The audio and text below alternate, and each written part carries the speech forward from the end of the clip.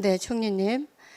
일자리 숫자가 늘면 경제가 안 나쁜 겁니까? 일자리 늘어난 거는 노인들 임시직이 가장 많습니다. 계약직이 그 다음이고요. 청년 취업률은 매우 낮아요.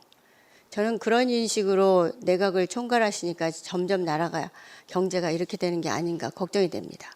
가계부채의 심각성은 아십니까? 네, 알고 있습니다. 네, 총리님 주변에는 빚에 시달려 자살을 고민하고 가족이 뿔뿔이 흩어지고 밥도 굶어가면서 은행 이자를 내는 서민이 있기나 한지는 모르겠습니다만 대기업 임원들과 교류하고 대형 로펌에서 수십억의 연봉을 받고 외국계 금융회사의 로비를 받아온 총리께서 서민들의 삶을 이해하시지는 못하겠다 이런 생각이 들었습니다. 의원님보다는 더 잘 이해할 총리께서는 겁니다. 빚지고 사는 국민이 몇 명이나 되는지 아십니까?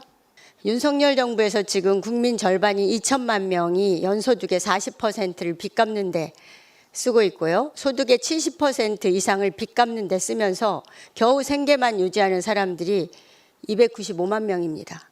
빚을 갚으면 소득이 한 푼도 남지 않는 사람도 171만 명이나 됩니다.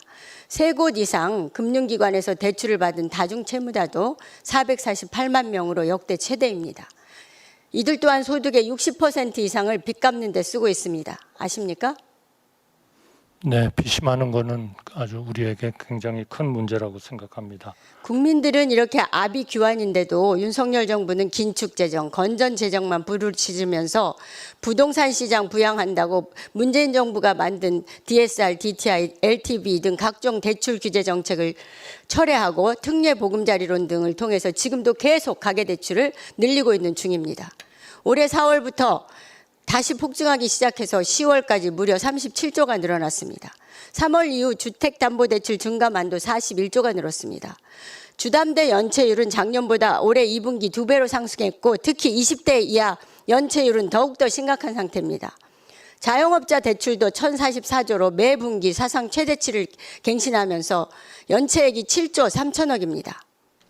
최근 8년 9개월 만에 가장 높은 수준입니다. 기업의 사정도 마찬가지입니다. 기업 부채는 GDP 대비 124.1%입니다. 시중은행 기업 대출은 대기업 106조고요. 중소기업 504조로 역대 최고 수준입니다.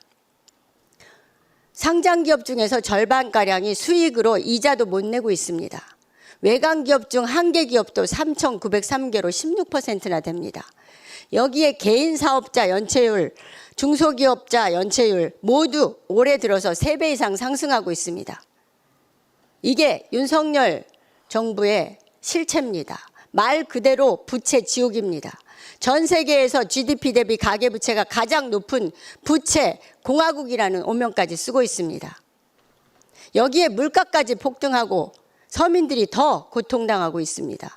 정부는 유가 기저효과 등으로 물가가 오른다지만 정작 유가의 물가 기여도는 오히려 낮아지고 있습니다. 그런데 소비자 물가는 7월부터 지금 계속 급속하게 상승하고 있습니다. 물가 구조는 악화되고 환율은 급상승과 급락을 거듭하면서 외환 보유고는 갈수록 줄어들고 있습니다. 이제는 IMF 공고 적정성에도 못 미칠 정도입니다. 앞으로도 미국 채권이 더 폭락할 수 있기 때문에 엄청난 손실 우려가 큽니다. 총리님, 정부는 긴축재정, 건전재정을 외치면서 국민들에게 가계부채를 계속 늘리도록 유도하는 것은 국민들을 더욱더 고통 속으로 몰아넣는 것입니다. 전 세계가 우리나라 가계부채의 심각성을 잘 알고 있기 때문에 기업 활동과 금융거래에 악영향을 미쳐서 스스로 망하는 길을 선택하고 있는 겁니다. 대기업 부자들을 위한 정책이 아니라 서민과 중상층을 위한 정치를 해야 합니다. 즉각 국위구선의 외교정책으로 환원해서 경제를 살리십시오. 망친 경제를 살리기 위해서 추경 편성과 확장 재정으로 전환하는 동시에 부자 감세를 즉각적으로 철회하고 특권층에 대한 정당한 증세를 통해서 한 단계 다다른 민생 경제를 지원해야 합니다. 현 국가체제의 대전환 없이는 국민 분노가 폭발하고 말 것임을 명심하시기 바랍니다. 폭증하는 가계부채와 기업부채에 대해서 어떤 대책을 수립하고 계신지 총리님께서 답변 주시기 바랍니다. 부채가 어려운 것은 틀림없지만 폭증하고 있다는 거에는 동의할 수 없습니다. 윤석열 정부 들어와서 가계부채는 계속 감소했습니다. 최근에 몇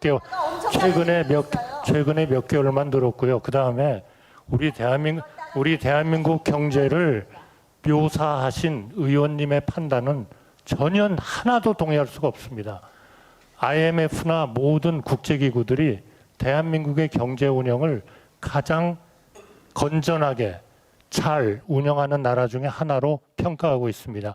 의원님만 대한민국이 곧 망한다고 말씀하고 계시는 겁니다.